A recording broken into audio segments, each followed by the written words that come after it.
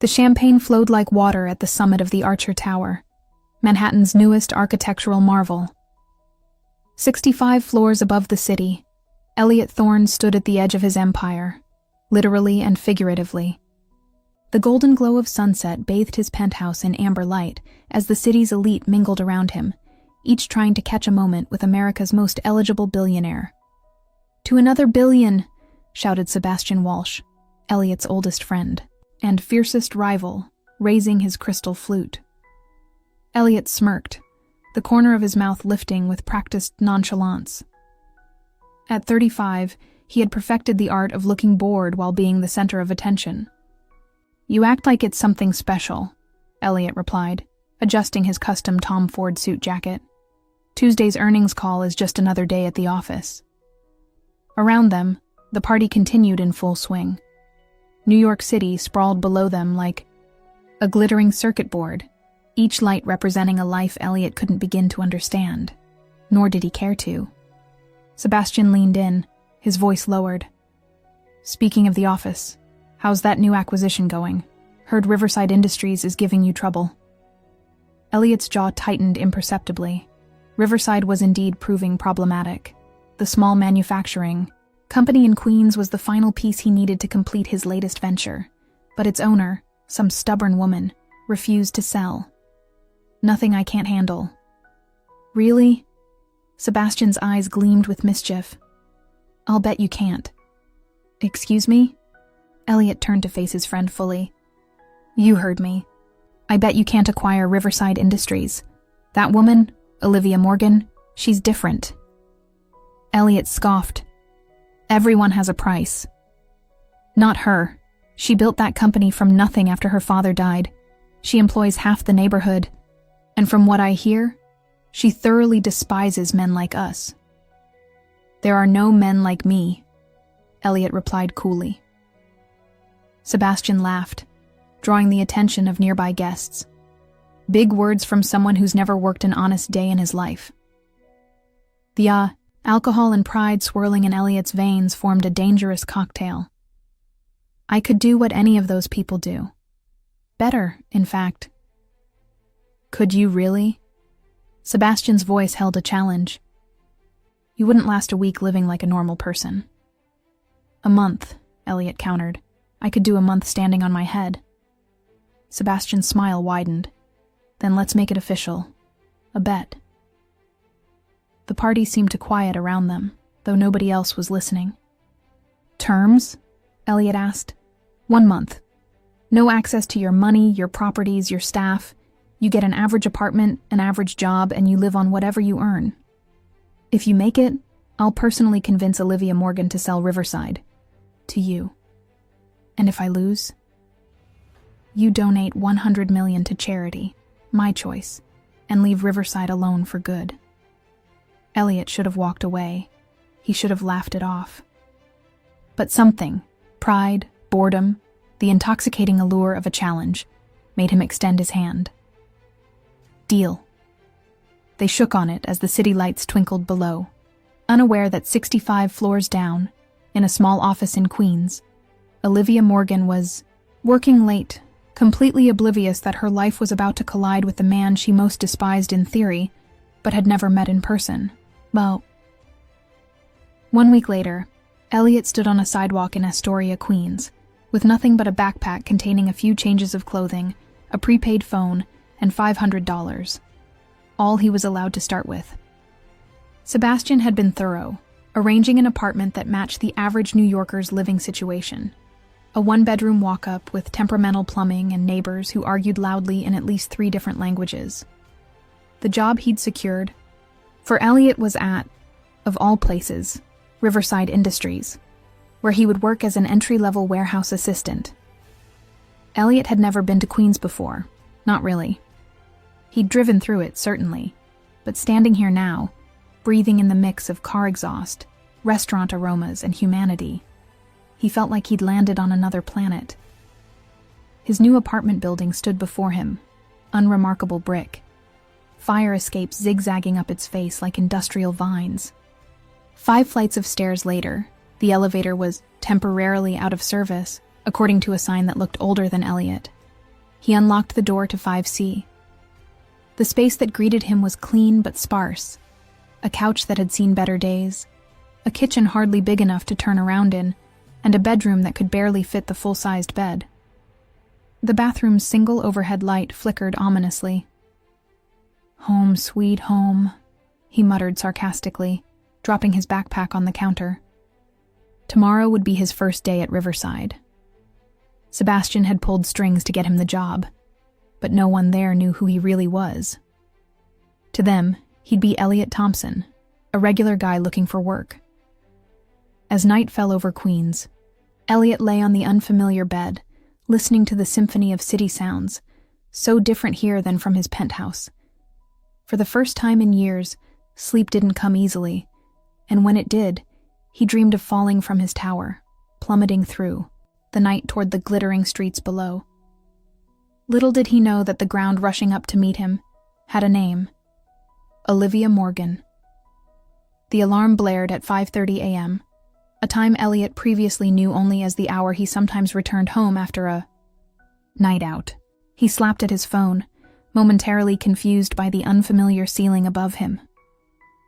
Reality crashed down as quickly as the cold water from his temperamental shower. Today, he would be just another cog in the machine. A machine he had intended to acquire and dismantle for parts. The subway ride to Riverside Industries was an education in humanity. Pressed against strangers, breathing recycled air, Elliot felt like an anthropologist observing an alien civilization. He watched as people read books, played games on their phones, or simply stared into the middle distance, their faces a canvas of quiet resignation. When he emerged in the industrial section of Queens, Riverside Industries stood before him, a complex of 3 interconnected warehouses with a modest office building at the front. The company's logo, a stylized R flowing like a river, adorned the main entrance. "You must be Thompson," a gruff voice called out as Elliot approached the employee entrance. A broad-shouldered man with salt and pepper hair extended a calloused hand. "Marco Diaz, warehouse supervisor. You're the new guy." Elliot shook his hand, surprised by the firm grip. "That's me." "First day in a warehouse?" Marco asked, his eyes sizing Elliot up. "Is it that obvious?" Marco chuckled. "Those shoes. Not exactly work boots." He gestured to Elliot's designer sneakers, the least expensive footwear he owned, yet still wildly inappropriate for manual labor. "Right," Elliot mumbled. "Don't worry about it. We've got safety gear inside. Follow me." Orientation starts in 5. The warehouse was a hive of activity. Forklifts humming, workers calling to each other over the din of machinery, the rhythmic beep of scanners.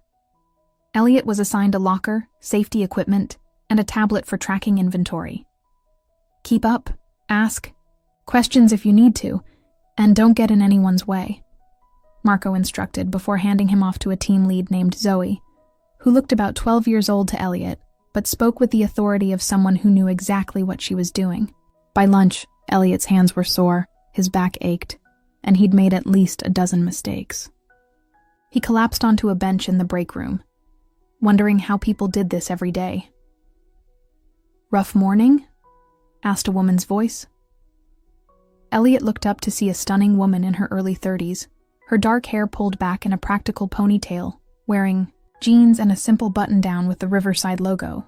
Despite her casual attire, she carried herself with unmistakable authority. "You could say that," he replied, attempting to regain his composure. "First days are always the hardest," she offered, pouring coffee into a mug that read, "Boss Lady." "I'm Olivia, by the way." Elliot's heart stuttered. This was Olivia Morgan, the woman standing between him and his acquisition, the reason he was enduring this charade. "Elliot Thompson," he managed, extending his hand. Up close, he noticed her eyes, a deep amber that seemed to see right through his facade. "So, Elliot Thompson, what brings you to Riverside? Your resume says investment banking. Bit of a career change, isn't it?" Of course, Sebastian had created a backstory for him. Wanted something more tangible, he improvised. Got tired of moving numbers around on a screen. Olivia raised an eyebrow. Well, we certainly offer tangible work here, though most people move in the opposite direction. Before Elliot could respond, the door burst open, and a harried-looking man rushed in. Liv, we've got a problem. Johnson Distributors is threatening to pull their order because of the delay. Olivia's expression shifted. All business now. Tell them I'll call personally this afternoon. She turned back to Elliot. Duty calls. Hang in there, Thompson. It gets easier. As she walked away, Elliot found himself staring after her, captivated, not just by her beauty but by the quiet confidence she exuded. This was not the stubborn, unreasonable obstacle he had imagined. The afternoon proved even more grueling than the morning. By the time his shift ended, Elliot's body screamed in protest. He had never known physical exhaustion like this.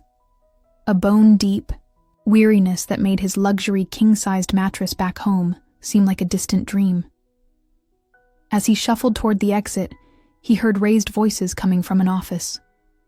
Through the glass wall, he could see Olivia on the phone, her free hand gesturing emphatically. No, that's not acceptable. Her voice carried through the partially open door. My people have been working overtime to meet your revised specifications. Yes, I understand market pressures, but we had an agreement. Elliot lingered, watching as she fought for her company with a passion he rarely saw in his corporate boardrooms. There was something refreshing about her directness, her unwillingness to play the usual games of corporate diplomacy. When she hung up, she noticed him watching and waved him in. Thompson, how was the rest of your day? Educational, he admitted. She laughed, a genuine sound that transformed her face. That's a diplomatic answer. You look like you've been hit by a truck. Feels like it too. It's the good kind of tired, though, she said, leaning back in her chair. The kind that means you accomplished something real today. Elliot couldn't remember the last time he'd felt that kind of satisfaction from his work. Same time tomorrow. Thompson, she said, clearly dismissing him. And maybe invest in some better shoes. As Elliot limped to the subway, he found himself thinking about Olivia Morgan. She wasn't what he expected at all. She was competent, respected by her employees, and frustratingly attractive. For the first time, he wondered if there was more to Riverside Industries than just another acquisition target. His phone buzzed with a text from Sebastian. Day 1 complete. Only 29 more to go. Still feeling confident? Elliot started to type a cocky response but paused. The truth was, he wasn't sure of anything anymore, especially not after meeting the woman he was supposed to be plotting against. Days at Riverside Industries blurred together in a haze of aching muscles and new routines. By the end of his first week, Elliot had developed calluses on his once manicured hands and a newfound appreciation for hot showers and pain relievers.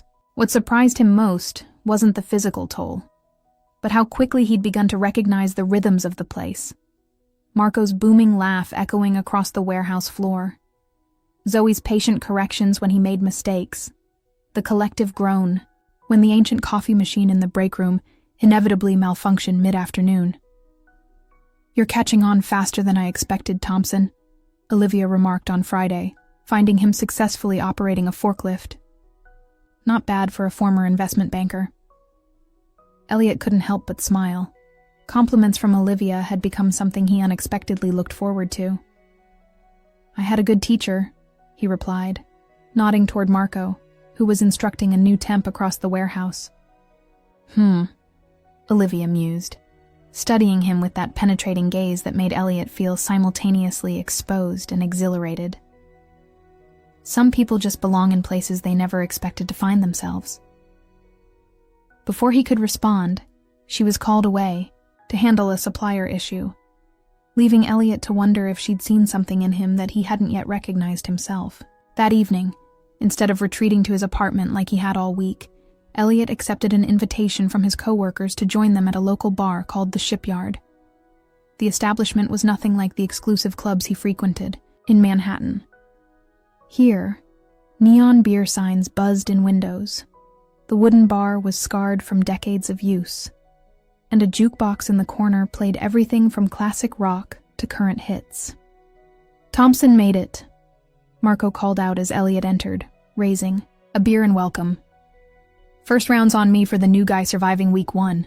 Elliot slid into the booth beside Zoe and a few other warehouse workers whose names he was still learning. The easy camaraderie among them was foreign to him. There were no hidden agendas here, no subtle power plays disguised as small talk.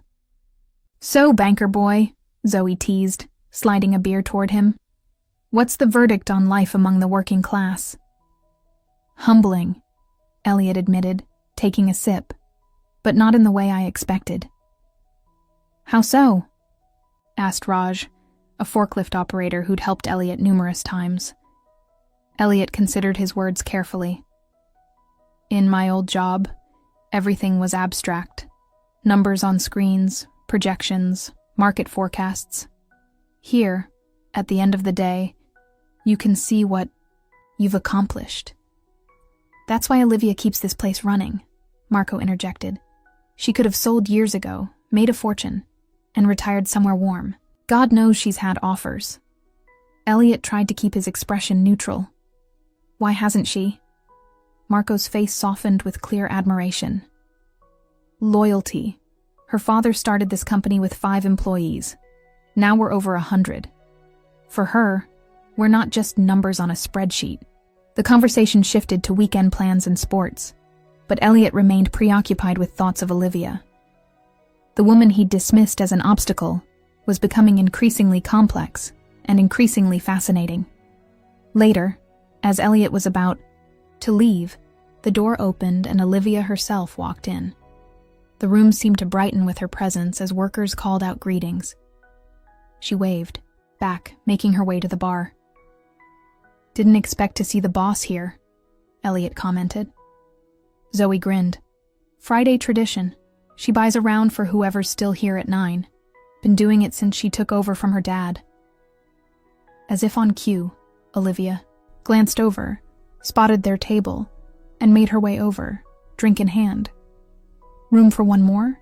she asked, sliding into the empty space beside Elliot before anyone could answer. Their shoulders touched briefly, sending an unexpected current through him. Up close, with her hair down and her work persona slightly relaxed, she was even more beautiful.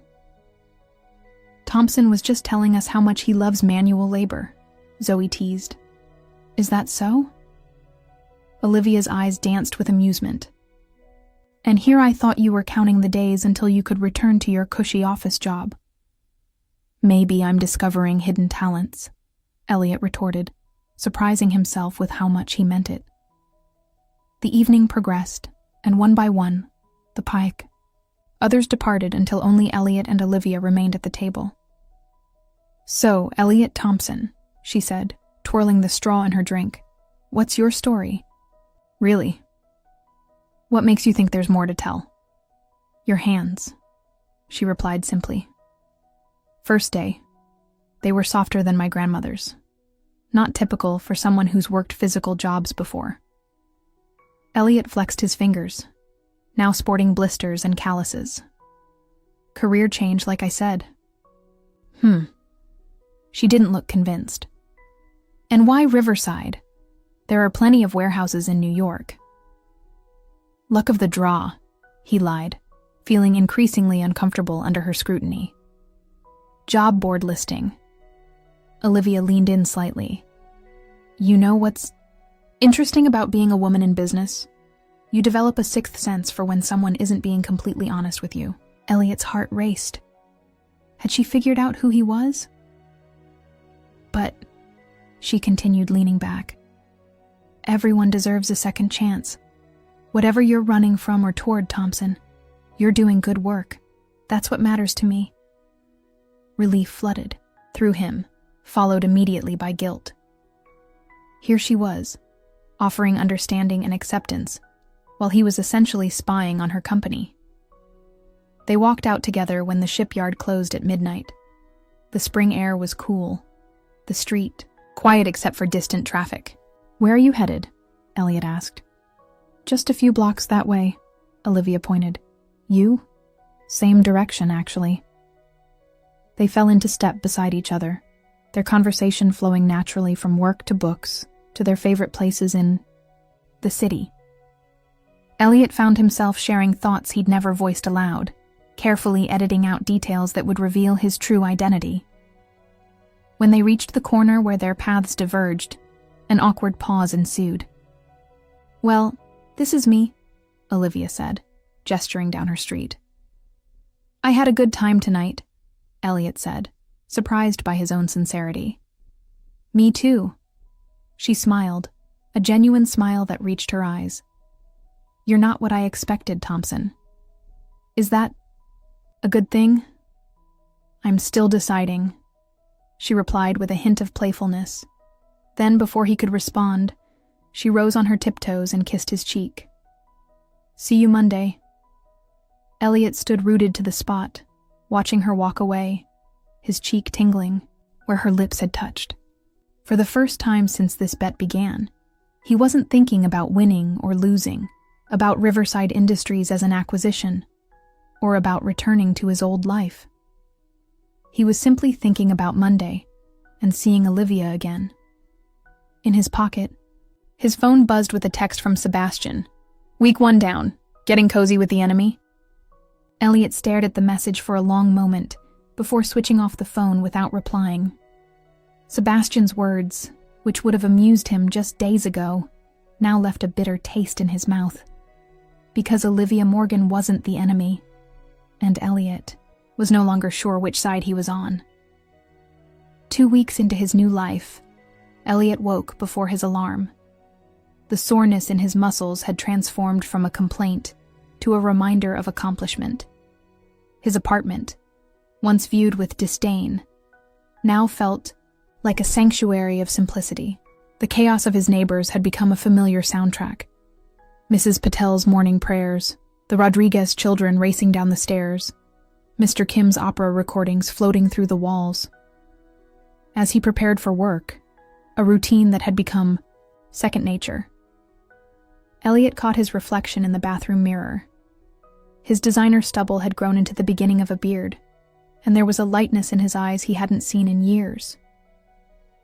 "What are you doing, Thorne?" he asked his reflection, using his real name for the first time in days. The question lingered as he made his way to Riverside. The company had fallen into crisis yesterday when their main supplier announced a sudden price increase that would devastate their margins. Elliot had watched Olivia tackle the problem with grace under pressure, rallying her team to brainstorm alternatives. In his old life, he would have seen this as the perfect opportunity to swoop in with a lowball acquisition offer. Now, the thought made him uncomfortable. "Morning, Thompson," Marco called as Elliot entered the warehouse. "Boss wants to see you in her office." Elliot's stomach tightened. Had she discovered his identity? He found Olivia at her desk, surrounded by spreadsheets and sample materials. Her hair was pulled back in a messy bun, dark circles under her eyes suggesting she'd worked through the night. "You wanted to see me?" he asked from the doorway. She looked up, her face brightening slightly. "Thompson." "Yes, come in. Close the door." He complied, taking the seat across from her desk. "I've been reviewing personnel files," she began, "and noticed something interesting. You have a degree in finance from Wharton." Elliot nodded cautiously. Sebastian's fabricated background contained elements of truth. "We're in a bind with this supplier situation," she continued. "I need someone who understands numbers better than I do to help me evaluate our options. Interested in a temporary assignment to the front office?" Relief washed over him. "I'd be happy to help." "Good. Because I've been up all night and I'm running on caffeine and stubbornness at this point." She pushed a stack of papers toward him. "These are our current costs, projections, and alternative supplier quotes. I need to make a decision by end of day." For the next several hours, Elliot found himself back in familiar territory, analyzing numbers and market trends. Yet the context was entirely different. These weren't abstract data points for maximizing shareholder value. These figures represented people's livelihoods, people he now knew by name. By mid-afternoon, he had a recommendation. "This supplier in New Jersey," he explained, pointing to his notes. "Slightly higher per unit cost, but better payment terms and lower minimum orders. It would require adjusting production schedules, but it's sustainable." Olivia studied his work, impressed. "You're wasted on the warehouse floor, Thompson." "I don't know about that," he replied honestly. "I've learned more there than I expected." Their eyes met across the desk, and something unspoken passed between them. "Listen," she said, breaking the moment. "We're having a company picnic on Saturday, Hudson River Park. You should come." "Is that mandatory fun or optional fun?" he asked with a smile. "Definitely optional." She returned his smile. "But I'll be disappointed if you don't show." "Well, we can't have that." Saturday arrived with perfect weather, sunshine and a gentle breeze off the Hudson. Elliot arrived at the designated picnic area to find a lively gathering already in progress. Children of employees played tag between blankets.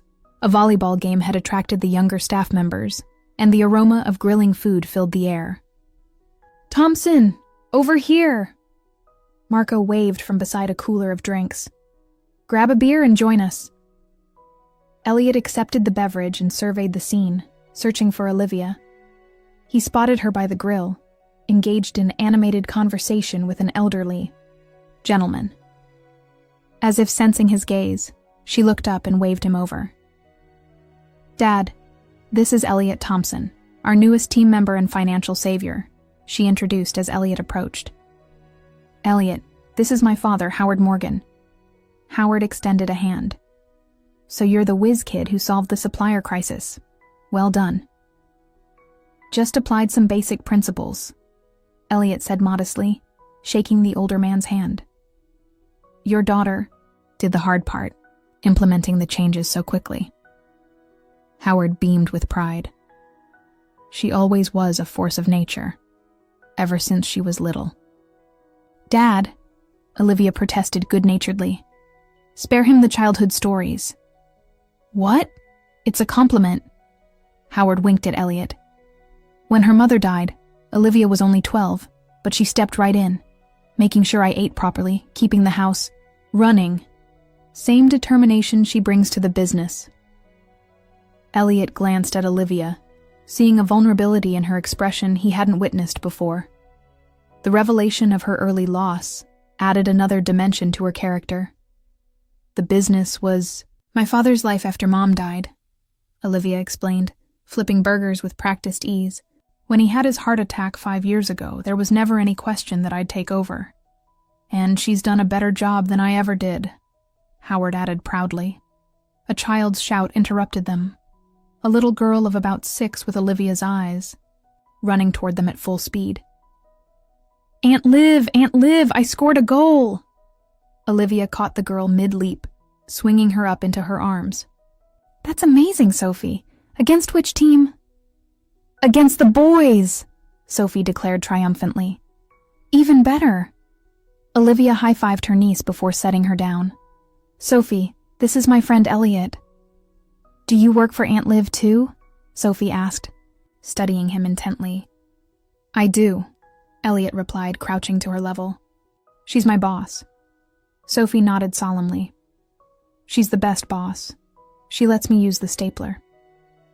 "A true mark of trust," Elliot agreed seriously. Sophie grinned before dashing off to rejoin her game. "My brother's daughter," Olivia explained. "He and his wife are in the Peace Corps in Guatemala. Sophie stays with me during the school year." The revelation stunned Elliot. Olivia wasn't just running a company, she was raising a child. As the day progressed, Elliot found himself fully immersed in the community of Riverside Industries. He joined the volleyball game, discussed baseball with Howard, and even ended up in a water balloon fight with Sophie and her friends. Late afternoon found him sitting beside Olivia on a picnic blanket. watching the sunset paint the Manhattan skyline in gold. "Thank you for coming," she said softly. "Thanks for inviting me." "You know," she mused, "when you first started, I had you pegged all wrong." "How so?" "I thought you were just passing through, using us as a stopgap until something better came along." She turned to face him, the setting sun illuminating her profile. "But you fit here, Elliot. Like you were meant to find us." Guilt lodged in Elliot's throat. "Olivia, there's something I should—" "Aunt Liv!" Sophie's voice cut through the moment. "Can Elliot come to my recital next weekend?" Olivia raised an eyebrow in silent question. "I'd be honored," Elliot found himself saying before he could think better of it. Later, as families began packing up to leave, Howard pulled Elliot aside. "I've known my daughter her entire life," the older man said without preamble. "And I've never seen her look at anyone the way she looks at you." Elliot's chest tightened. "Sir, Just listen," Howard interrupted gently. "Olivia puts everyone else first, the company, Sophie, me. Always has. But a life of only giving eventually runs dry." He clasped Elliot's shoulder. "Whatever's happening between you two, don't waste it. Life's too short for missed chances." As Elliot helped load coolers into Olivia's car, their hands brushed. The simple contact sent electricity through him. When they finished, an awkward silence fell. "So," they both began simultaneously, then laughed. "You first," Elliot offered. Olivia tucked a strand of hair behind her ear, a rare gesture of uncertainty. "Would you like to have dinner sometime? Just the two of us?" Joy and dread collided in Elliot's chest. "I'd like that very much." Her smile was worth the weight of his deception. "Tuesday?" "Tuesday," he confirmed. As he watched her drive away, Sophie waving enthusiastically from the back seat, Elliot's phone buzzed. "Sebastian," again. Halfway there, still playing the game? The question hit differently now. This wasn't a game anymore. These were real people with real lives. Lives he had originally planned to disrupt for profit. For the first time, Elliot hoped he might lose this bet. Tuesday evening arrived with the weight of inevitability.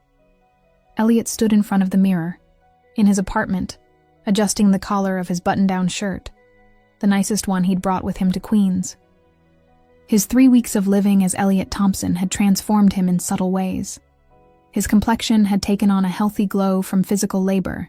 His posture was more relaxed, and something in his eyes had changed, a warmth that hadn't been there before.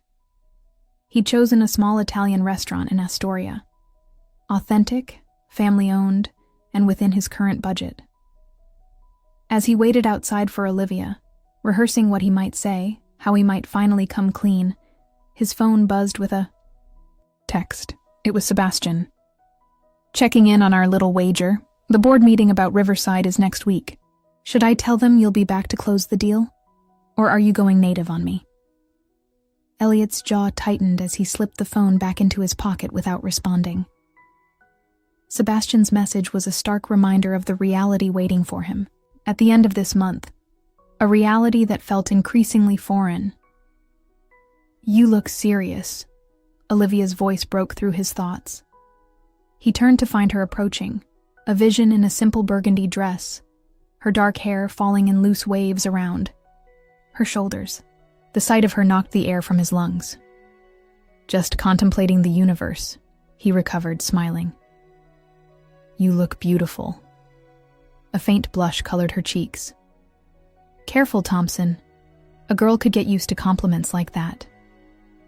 The restaurant welcomed them with warm lighting and the aroma of garlic and herbs. Their table, tucked away in a corner, offered an illusion of privacy. Conversation flowed effortlessly, as it always seemed to between them. They shared stories from their childhoods, Elliot carefully editing his to remove the privilege that had defined his upbringing. They debated books, argued good-naturedly about movies, and discovered a mutual love for terrible puns. "So," Olivia said as they lingered over tiramisu, "you've heard all about my life. Motherless childhood, workaholic tendencies, unexpected aunt duties.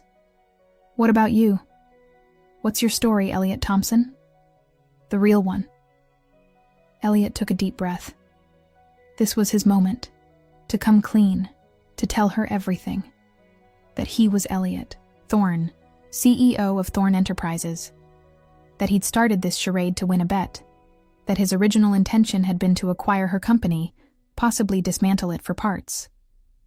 But looking into her eyes, seeing the trust there, the words died in his throat. "My story," he began carefully, "is that I lost my way. I became someone I didn't recognize. Someone who measured everything in dollars and cents rather than human value. It wasn't a lie, just not the whole truth. And now," she prompted softly, "now I'm finding my way back, thanks to Riverside." "Thanks to you." Olivia reached across the table, her fingers lightly touching his. "Whatever you're running from, Elliot, you don't have to face it alone." The tenderness in her voice nearly broke him. He turned his hand over, entwining his fingers with hers. "There's something I need to tell you," he started again. The chime of Olivia's phone interrupted them. She glanced at it apologetically, then frowned. "It's Sophie's school. I should take this." As she stepped outside to answer the call, Elliot wrestled with his conscience. He needed to tell her the truth, tonight, before things went any further. Olivia returned, her expression troubled. "I'm so sorry. Sophie fell during recess and they think she might have broken her wrist." "I need to go," Elliot said immediately, already signaling for the check. "I'll come with you." "You don't have to." "I want to," he insisted. "Unless you'd rather go alone." Gratitude softened her worry. "No, I'd appreciate the company." The next few hours passed in a blur of emergency room fluorescent lights, comforting a tearful Sophie, and navigating hospital paperwork. Elliot found himself naturally falling into a supportive role, fetching coffee, entertaining Sophie with increasingly ridiculous stories while they waited for x-rays, being a steady presence beside Olivia. It was nearly midnight when they finally returned to Olivia's apartment, Sophie's arm in a bright pink cast. The coolest color, Elliot had assured her. The little girl drowsy from children's pain medication. "I can take it from here," Olivia said softly in the doorway. "Thank you for everything tonight." "It's what friends do," Elliot replied. "Is that what we are? Friends?" Her eyes held a question that made his heart race. Instead of answering, he leaned in slowly, giving her time to pull away. She didn't. Their lips met in a kiss that started gentle but quickly deepened, communicating everything they hadn't yet said aloud. When they finally broke apart, Olivia's eyes remained closed for a moment longer, as if memorizing the sensation. "I should go," Elliot whispered, though it was the last thing he wanted. She nodded reluctantly. "Sophie's school play is Friday night. She has all of 2 lines, but they're very important lines. Would you like to come?" "I wouldn't miss it," he promised. The next morning, as Elliot walked into the warehouse with coffee for Olivia, having learned her exact preference by now, a familiar figure stood in the reception area, examining the company photos on the wall. Sebastian Walsh turned, his designer suit as out of place in the warehouse as a peacock in a chicken coop. "There he is," Sebastian exclaimed, arms outstretched. "The prodigal billionaire." Elliot froze, the coffee nearly slipping from his grasp. "Sebastian, what are you doing here?" "Checking on my investment, of course. 3 weeks into our little experiment and radio silence from you." Sebastian clapped him on the shoulder. "Had to see for myself if you'd gone soft." Before Elliot could respond, Marco approached. "Thompson, who's your friend?" "Just an old acquaintance," Elliot said tightly. Sebastian was just leaving. Sebastian's eyes gleamed with mischief. Actually, I'd love a tour. Elliot's told me so much about this place. I'm sure Ms. Morgan wouldn't mind, Marco said. She's in a meeting, but I can show you around. As Marco led Sebastian away, Elliot felt his carefully constructed world beginning to crumble. He needed to find Olivia before Sebastian revealed everything. He was halfway to her office when Sebastian's voice rang out across the warehouse floor. So this is the famous Olivia Morgan, the woman who's been keeping our Elliot Thorne so entertained these past weeks. The coffee cups hit the floor as Elliot raced toward the sound. He arrived to find Olivia staring at Sebastian in confusion. I'm sorry, you must be mistaken. This is Elliot Thompson, one of our warehouse staff. Sebastian laughed. Is that what he told you? Oh, this is priceless. He turned to Elliot, who had appeared in the doorway. You really didn't tell her? The color drained from Olivia's face as she looked between them. Tell me what? Olivia, Elliot began, his voice strained. I can explain. Allow me, Sebastian interjected smoothly. Elliot Thorne, CEO of Thorne Enterprises, net worth approximately $4 billion, currently slumming it on a bet with yours truly. He checked his watch. 9 more days and he wins. Then it's back to the penthouse and, I believe, the acquisition of a certain manufacturing company in Queens. The silence that followed was deafening. Elliot watched as understanding, then hurt, then fury, crossed Olivia's face in rapid succession. Get out, she said finally, her voice dangerously quiet. Both of you. Now. Olivia, please. Elliot stepped toward her. Don't. She held up a hand, her eyes brimming with unshed tears. Everything was a lie, wasn't it? The job, the apartment, the conversations. Us. Not everything, he insisted desperately. What happened between us was part of your game. She turned away, her posture rigid with dignity despite the betrayal. Consider your employment terminated, Mr. Thorne. I'll have security escort you out. Sebastian at least had the decency to look uncomfortable.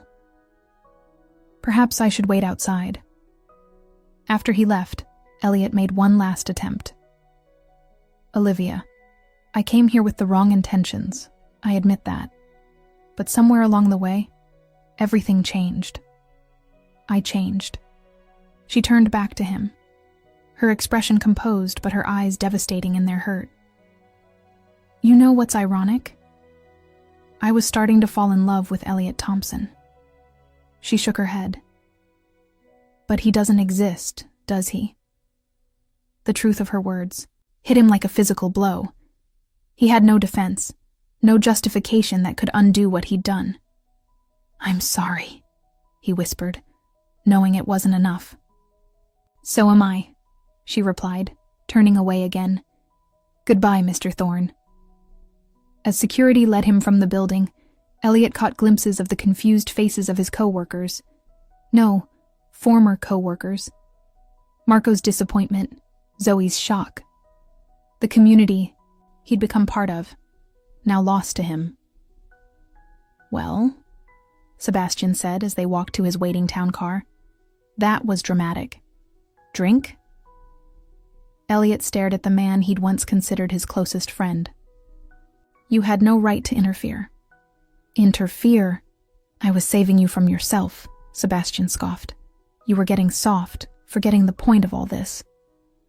And what exactly is the point, Sebastian?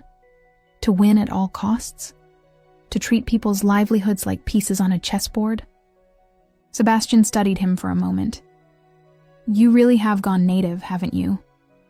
Christ, Elliot, it's just business. It's what we do. It's what we did, Elliot corrected quietly. Take me back to my apartment, the real one. As the car glided toward Manhattan, Elliot gazed back at the receding landscape of Queens, at the world he'd discovered and then lost through his own deception. The bet was effectively over. He had failed. Yet as the familiar skyline of his old life came into view, It was Olivia's final words that echoed in his mind. I was starting to fall in love with Elliot Thompson. The tragedy was, Elliot Thorne had fallen completely in love with her. The penthouse felt cavernous after the cozy confines of his queen's apartment. Elliot wandered through its pristine spaces like a ghost, trailing his fingers over expensive furniture that no longer felt like his. The panoramic views of Manhattan that had once filled him with pride now seemed distant, like a postcard from someone else's life. A week had passed since Sebastian's intervention. A week of unreturned calls and texts to Olivia. A week of sleepless nights and distracted days. His executive assistant had rescheduled meetings he couldn't focus on. His board members were growing concerned about his detachment. The only person who seemed pleased was Sebastian, who had graciously forgotten about the $100 million donation that was supposed to be Elliot's penalty for losing their bet. You should be thanking me, Sebastian had insisted over drinks at their usual club. I saved you from making a colossal mistake. But all Elliot could think about was the look in Olivia's eyes when she'd realized the truth. The pain he'd caused her. The trust he'd broken.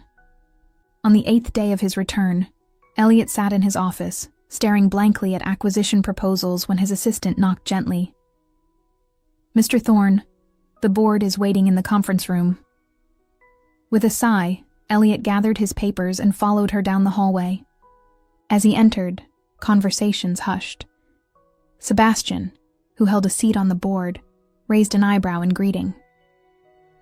Glad you could join us, Elliot, said Vivian Chen, the board chair. We have several matters to discuss, but I believe you wanted to start with the Riverside Industries acquisition? Elliot took his place at the head of the table, surveying the expectant faces around him. These were smart, capable people who trusted his judgment. People who had never questioned his relentless pursuit of growth and profit. Actually, he began, I've decided to withdraw our interest in Riverside. A murmur of surprise rippled through the room. I've reviewed the numbers, he continued, and while the acquisition would benefit our shareholders in the short term, I believe the human cost outweighs the financial gain. Sebastian's expression darkened. Human cost? Since when does that factor into our decisions? Since now, Elliot replied firmly. Riverside employs over 100 people, most of whom have been with the company for years. It supports families and contributes to its community in ways that can't be quantified on a balance sheet. This is about that woman, isn't it? Sebastian scoffed. You're letting personal feelings cloud your judgment. Vivian raised a hand. That's enough, Sebastian. She studied Elliot thoughtfully. I assume you have alternative proposals for the capital we've allocated. Elliot nodded, sliding folders across the table. I do. Rather than acquisitions, I'm proposing a series of partnerships with smaller manufacturers, including Riverside, strategic investments that allow these companies to grow while we benefit from their expertise. As the board members reviewed his proposal, Elliot felt a weight lifting from his shoulders. For the first time in years, perhaps ever, he was making decisions based on values rather than valuation. After the meeting, Vivian pulled him aside. That was unexpected, she remarked. I'm sorry if I blindsided you. She shook her head. Don't be. Your father built this company on innovation, not predation. Somewhere along the way, that vision got lost. She squeezed his arm. It's good to see it returning. Later that evening, as rain streaked down the windows of his penthouse, Elliot came to a decision. If he wanted a second chance with Olivia, he needed to do more than change his business strategy. He needed to prove he had changed himself. The next morning found him in Queens, standing outside Sophie's elementary school in a steady drizzle. The pink banner announcing the spring play hung limply in the damp air. The Magical Forest, starring Ms. Wilson's first grade class. He'd promised to be here, and even though circumstances had changed drastically, he intended to keep that promise, even if it meant watching from the back row, unnoticed. As families began arriving, Elliot slipped inside, taking a seat in the last row of the auditorium. He spotted Howard Morgan a few rows ahead, saving seats with a program. The lights dimmed, and children in woodland creature costumes began filing onto the stage. Elliot held his breath as a small figure in a butterfly outfit stepped forward. Sophie, her pink cast now decorated with glitter, barely visible beneath her costume wing. "Welcome to our magical forest," she announced in a voice surprisingly clear for a 6-year-old. "Where everyone belongs, no matter how different they seem." Elliot smiled despite himself. Even her 2 lines held a message he needed to hear. As the play progressed through its endearingly chaotic scenes, Elliot sensed someone watching him. He turned to find Olivia standing in the aisle, her expression unreadable. After a moment's hesitation, she slid into the seat beside him. "You came," she said simply, her eyes on the stage. "I promised Sophie," he replied. "I try to keep my promises." A hint of irony curved her mouth. Recent evidence suggests otherwise. They sat in silence as the play continued, the tension between them almost palpable. "How did you know I'd be here?" Elliot finally asked. "I didn't," Olivia admitted. "But Sophie asked if Mr. Elliot was coming to her play. When I said no, she got this determined look and said, 'He promised, and grown-ups should keep their promises.' I thought, just in case." The vulnerability in her voice made his chest ache. "Olivia," he began, "what I did was inexcusable. I came to Riverside under false pretenses, with every intention of acquiring your company. But somewhere between day 1 and day 21, something changed. I changed." Words are easy, Elliot, especially for someone who lied so convincingly, for weeks. "You're right," he acknowledged. "That's why I withdrew Thorne Enterprises' acquisition offer for Riverside. Permanently." She turned to him, surprised. "What?" "Not only that, but I've proposed a partnership instead. Investment capital, expanded distribution channels, new technology. All while leaving Riverside under your control. The term sheet is with your lawyer." On stage, the forest creatures were engaged in their final song and dance. Sophie, front and center, beamed with pride as she performed the simple choreography, cast and all. "Why?" Olivia asked quietly. "Because you were right about everything. About the value of what your father built. About the community you've created. About the kind of man I was becoming." He met her gaze directly. "And because I fell in love with you, Olivia, not as part of any game or strategy, but despite them." The audience burst into applause as the play concluded, children taking exaggerated bows as parents cheered enthusiastically. "I don't know if I can trust you again," Olivia said when the noise subsided. "I understand," Elliot replied, "but I'm hoping you might give me the chance to earn that trust back. Not as Elliot Thorne, Billionaire CEO, or Elliot Thompson, warehouse worker, but just as me, the man who's been transformed by knowing you." She studied him for a long moment. "It won't be easy. The things most worth doing rarely are." A small voice interrupted them. "Aunt Liv, I did it. I didn't forget my lines." Sophie bounded toward them, butterfly wings askew, face flushed with excitement. She stopped abruptly when she saw Elliot. "Mr. Elliot, you came!" Before either adult could react, Sophie had launched herself at him for a hug, nearly toppling him with her enthusiasm. "Of course I did," Elliot said, carefully returning the hug around her delicate wings. "You were the best butterfly I've ever seen." Sophie beamed, then lowered her voice to a loud whisper. "Are you and Aunt Liv friends?" "Again?" Elliot glanced at Olivia, leaving the question for her to answer. "We're talking," Olivia said carefully. Sophie nodded sagely. "That's good. Dad says talking is how grown-ups fix things when they're mad." She tugged at Elliot's hand. "We're Having ice cream to celebrate. You should come." Olivia and Elliot exchanged a look over Sophie's head. "If your aunt doesn't mind," Elliot replied. After a moment's hesitation, Olivia nodded. "I suppose ice cream is a good place to start a conversation." As they walked out of the school, Sophie skipping ahead to join her grandfather, Olivia's fingers brushed against Elliot's, not quite taking his hand, but not pulling away either. "For what it's worth," Elliot said softly. Elliot Thompson wasn't entirely fictional. He was the man I could be if given the chance. "And Elliot Thorne? Who is he?" "A work in progress," he admitted. "Someone who's learning that the true measure of success isn't in dollars and acquisitions, but in the lives we touch and the love we share." A small smile tugged at Olivia's lips. That sounds suspiciously like a line from Sophie's play. What can I say? I'm learning from the best. For the first time since his deception had been revealed, Olivia laughed. A genuine sound that kindled hope in Elliot's heart. Outside, the rain had stopped, and sunlight broke through the clouds. As they walked together toward the ice cream parlor, Elliot realized that his month-long bet had ended in both victory and defeat. He had lost the wager, but gained something infinitely more valuable. The chance to become the man he was meant to be. 6 months later.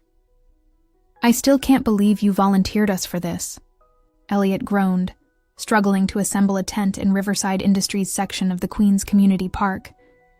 The company picnic had expanded into a community festival, with Riverside sponsoring activities for the neighborhood families. Elliot, now officially in Olivia's life as her partner, had been drafted into setup duty alongside Marco and the warehouse crew. "Consider it ongoing penance," Olivia teased, handing him a tent stake. "Besides, you're much better at physical labor now." "Thanks to you," he replied, stealing a quick kiss. Their relationship had developed slowly, rebuilding trust day by day. Elliot had kept his promise, transforming Thorne Enterprises' approach to acquisitions while helping Riverside expand its operations. He spent part of each week in Queens, working alongside the employees who had once been his colleagues. As for Olivia, she had gradually opened her heart again, allowing herself to believe in the changes she witnessed in Elliot. Their worlds had merged in ways neither could have imagined. Sophie adored her, Mr. Elliot.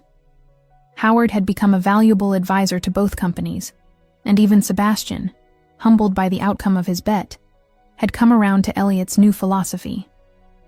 "Aunt, live, Uncle Elliot," Sophie called, racing toward them with face paint transforming her into a tiger. "Dad and Mom are on the video call. They want to say hi." Olivia took Elliot's hand as they followed Sophie to the tablet set up at their picnic table. On screen, Olivia's brother and his wife waved from their station in Guatemala. "So, have you asked her yet?" Sophie's father inquired, his connection slightly delayed. "Asked me what?"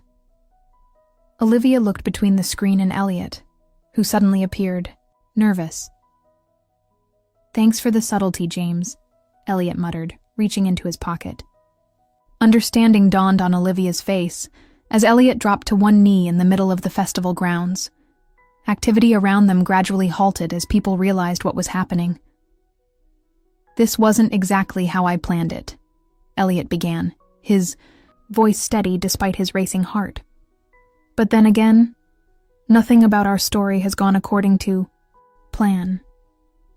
From his pocket, he produced a ring, not flashy or ostentatious, but a simple diamond set in platinum, elegant in its restraint. "Olivia Morgan, you changed my life when you became my boss. You showed me what real strength looks like, what it means to lead with both head and heart. You challenged me, frustrated me, and ultimately saved me from the man I was becoming." Tears glistened in Olivia's eyes as a crowd gathered around them. Sophie bounced excitedly beside her father's image on the tablet screen. "I came to Riverside because of a bet, but I'm staying because of love. Will you marry me?" Time seemed suspended as Olivia looked down at him, her expression soft with emotion. For one terrifying moment, Elliot thought she might say no. Then she smiled, that radiant smile that had captivated him from the beginning. "On one condition," she said. "Anything. No more bets." Laughter rippled through the crowd as Elliot grinned. "Deal." As he slid the ring onto her finger and rose to embrace her, the cheers of their extended Riverside family surrounded them. In that moment, Elliot knew with absolute certainty that he had won something far more valuable than any wager. He had won the chance to live authentically, to love deeply, and to build a future with the woman who had taught him the true meaning of fortune. And that was a bet he would make every time.